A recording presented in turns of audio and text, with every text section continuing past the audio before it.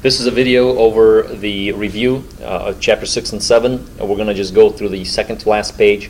These are not necessarily AP exam questions, but we'll go through the second to last page so you have a little more help. Okay, let's take a look at question 23, which asks about effective nuclear charge. Make sure you can do effective nuclear charge explanations. Make sure you can define it and even calculate effective nuclear charge. In this case, we're dealing with two elements, sodium and neon. If you take a look at the periodic table, sodium and neon, sodium would be right here in period 3, and neon would be at the top right in period 2 still. Now, the question is which has a higher effective nuclear charge. Now, we know that effective nuclear charge, which is Zeph, increases as you go toward the right of the periodic table, right along with the valence electrons. And remember to calculate it for sodium. If you want to calculate sodium's effective nuclear charge, you want to take the number of protons sodium has, which is 11, minus the screening electrons. Now, the screening electrons are the electrons in the previous energy levels, essentially. For sodium, that would be 10, so you get effective nuclear charge of 1. If you do the same thing for neon, you'll find that neon has 10 electrons, or 10 protons, minus 2 in energy level 1, giving it 8. Noble gases have effective nuclear charge of 8. So neon definitely has a higher effective nuclear charge. And because of that, neon will have some different properties. And here they're asking which property goes along with that, the fact that neon has a higher effective nuclear charge. A says sodium has a greater density. Turns out that density really doesn't have much to do with effective nuclear charge. B says sodium has a higher melting point. Melting point also is out. What we're looking for is the ionization energy. And sodium has a lower first ionization energy. That is true. So ionization energy fits with effective nuclear charge because effective nuclear charge is a measure of how strongly the valence electrons are pulled toward the positive nucleus. So the stronger they're pulled, the more energy it'll take to remove the electron. And that's how effective nuclear charge is connected to ionization energy. Sodium having a higher neutron-proton ratio has nothing to do with it, and isotopes has nothing to do with it. It's really about that first ionization energy. All right, let's take a look at number 24. We have electron affinities of 5 elements. Let's pull it up a little bit. And we're going to be asked about electron affinities. Now notice this is aluminum, silicon, phosphorus, sulfur, and chlorine group, or period 3 on the periodic table. You'll notice that electron affinities progressively get more and more negative, except there's a little break right with phosphorus. Otherwise, they increase in the negative. So they want us to define electron affinity. So if you have the periodic table here, we're going essentially across the period here. So electron affinity is how much energy it takes when you give an element an electron. Now, when you give elements electrons, they form a bond between that electron and the nucleus, and they release energy. So these are exothermic. Electron affinities are exothermic, and that's why you see negatives in front of all these values right here. So that's a good idea to know. And then secondly, it says explain the trend, and then explain the discontinuity, which means the exception to the trend. In general, the trend is because as you go toward the right on the periodic table, you get closer and closer to the noble gases, which makes you stable. We know that noble gases, group 18, have elements that have complete shells, which means they're very stable. The closer you get, the more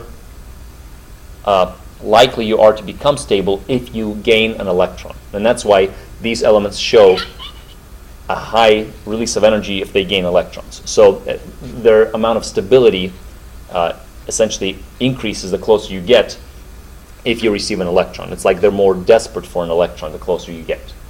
You can also say that the effective nuclear charge increases, which means if you gain an electron, you can stabilize yourself against that nucleus. Again, it's all about being stabilized once you gain that electron. That's why they progressively want the electron more and more as you go down. Now, phosphorus is an exception because phosphorus is right in the middle. It's the third element, which means it has a half-filled subshell. So with these exceptions, what we did is we explained them with half-filled subshells. And that's what you want to say. So phosphorus, having a half-filled subshell, is more stable, so notice it is not offering as much energy as silicon, for example, or as sulfur. So phosphorus is lower because it's more stable because of the half-filled subshell. Again, that would be the 3p subshell, which is half-filled. Each orbital has at least one electron. You get extra stability from this arrangement. Good. Number 25 talks about regular variation of some elements. So A says, describe the general trend in acid-base character of the oxides of the elements. Now the periodic table is roughly arranged with metals on the left side and nonmetals on the right side. Nonmetals here. And remember, there's a stair-step case that kind of separates the two. So as you go from left to right, metallic character decreases. And as you go from top to bottom, metallic character increases. Now, that means oxides, remember metal oxides, so some metal with an oxide become bases, and non-metal oxides, XO, become acids. So the further down you go on the periodic table, the more basic you become, and the further right you go on the periodic table, the more acidic you become in terms of your oxides, and that's the idea. Now they want us to give an example of a basic oxide and an example of an acidic oxide. So we can maybe do carbon dioxide and maybe sodium oxide. So you have sodium oxide, which is going to create a basic chemical. If you put that into water, let's see, it says give examples of one acidic oxide and one basic oxide. So you don't have to write the equation, but if you were to write the equation, remember you get sodium hydroxide. For CO2, if you put that into water, that will be acidic, so you get yourself carbonic acid, H2CO3. So really, metallic oxides give you a base, non-metal oxides give you an acid, and that's the idea. All right, 26, the last question on here. It says, suppose we have a stable element with atomic number 119, symbol Q has been discovered. Write the ground state electron configuration for Q. Now, if you take a look at the periodic table, 118 uninoquium ends the periodic table, and we don't know of any elements past that, but the next element would land in group 1 right down below, so this would be Q. Which means Q, you got uninoquium, and then after that you begin the 8th energy level, S sublevel, 1 electron. That would be the configuration. Would it be a metal or non-metal? Because we know metals are on the left side of the periodic table, this should be a metal. And next, C says, on the basis of the periodic table, Q would have the largest or the smallest atomic size. We know it would have the largest because it has the most energy levels. Most, you can say shells or energy levels, most shells, and the highest shell is the furthest from the nucleus. So shell 8 is farthest from nucleus. So that would be the one of the explanations. Good. D says, what would be the most likely charge of Q in a stable ionic compound? Well, since Q has an 8s1, only one electron in the S subshell, it would lose that electron and become a positive 1 charge. So that would be its charge.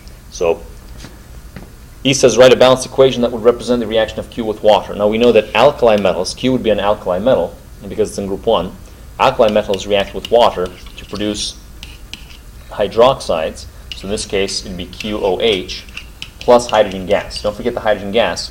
Remember, the way we explain this is you think of water as HOH, and then it's a single replacement between Q and HOH, forming QOH and hydrogen, which is here. You'll have to make sure you balance the equation. Since we have 4 hydrogens on the right, we'll have to double that up, and that should do it. Actually, we'd have to double this up first, don't we?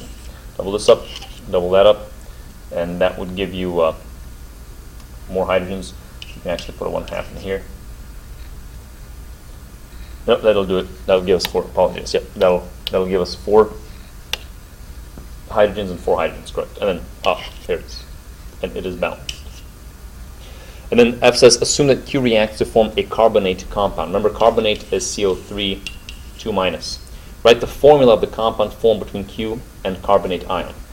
Here it is. So since we said that Q will have a +1 charge, the formula would be Q2 CO3. So So hopefully that's not too bad. Okay, if this helps, otherwise we'll see you in class.